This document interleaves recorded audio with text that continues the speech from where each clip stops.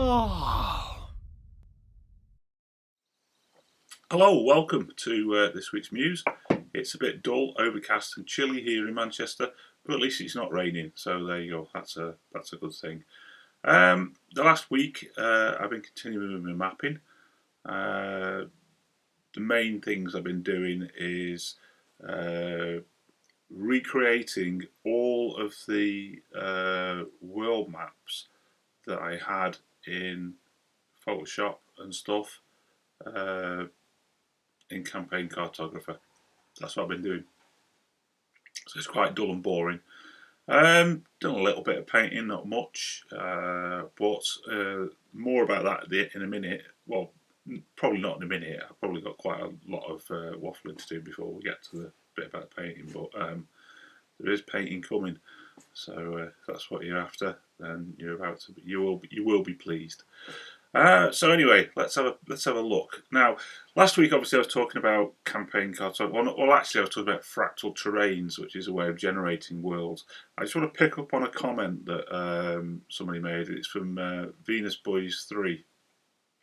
He said, "The program looks very interesting. Might be good for use for role-playing games as well. If it accurately places rivers, air currents, weather patterns, tells me where rainforests and deserts would be. That would be epic.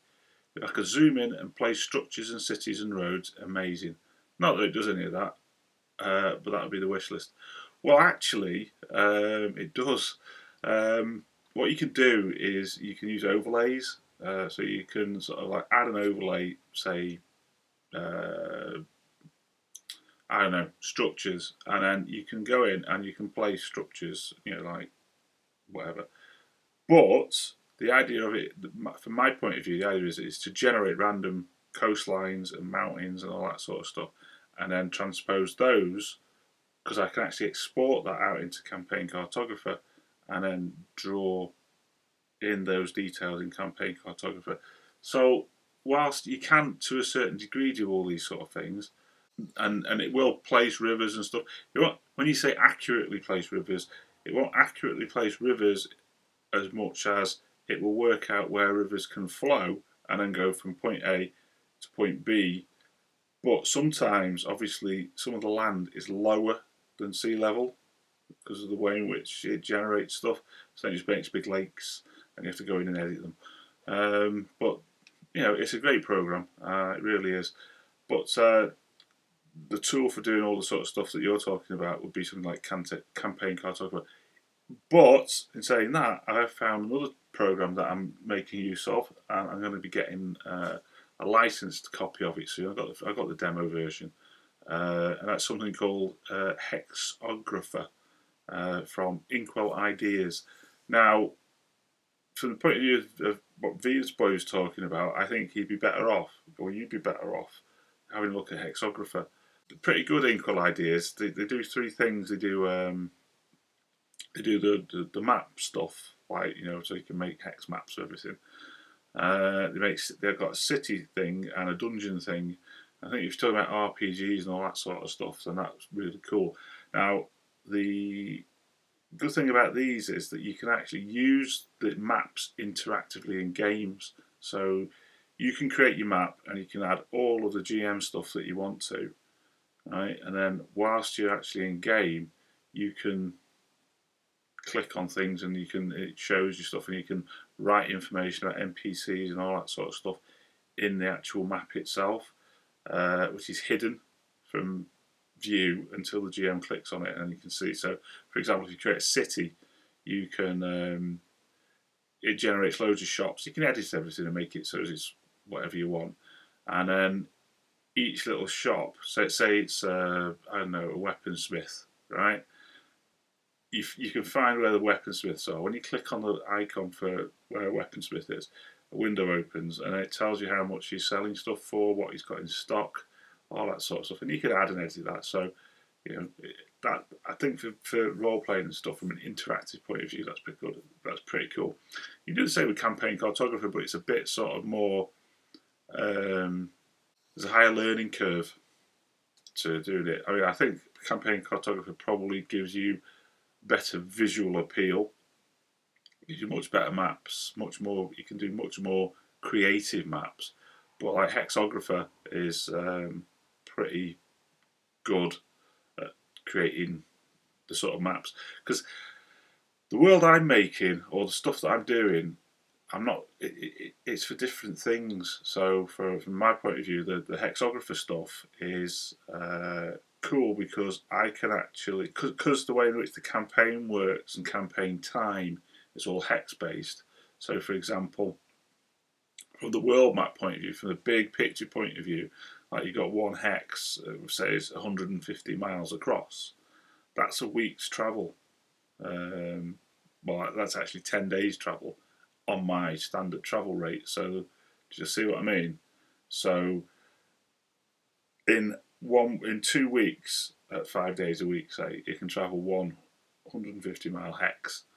I'm not going to go into all the mechanics of it all because it's pain, but basically, it's based on a march rate of 15 miles a day.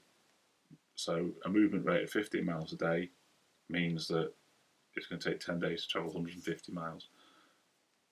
Okay? Without a break, that is. Which I don't think ever happened unless you were forced marching people.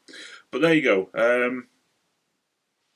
Hexographer, brilliant. I'll put a link into it so you can have a look at it. I can't put a link in up there because YouTube won't let me because I don't own the site, so it'll have to be down there.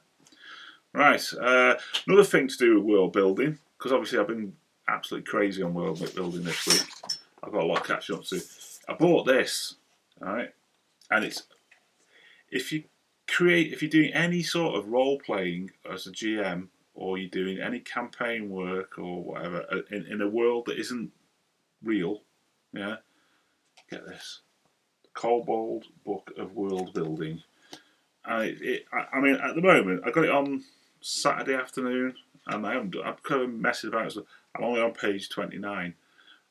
It's brilliant. It's great. What it is, it's a series of essays from people that are involved, Wizards of the Coast, TSR, that sort of stuff. And all the essays in this book are written by people who are very, very successful game designers and have created worlds and stuff for whatever, sci-fi, fantasy, alternative history, all that sort of stuff. It's not just about elves and goblins, but this book it's phenomenal.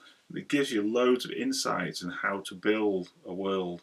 Now, a lot of the stuff that I've read in it makes sense because I've been building worlds for a long time. It actually makes sense, but it's nice to see somebody having the same ideas that you've had.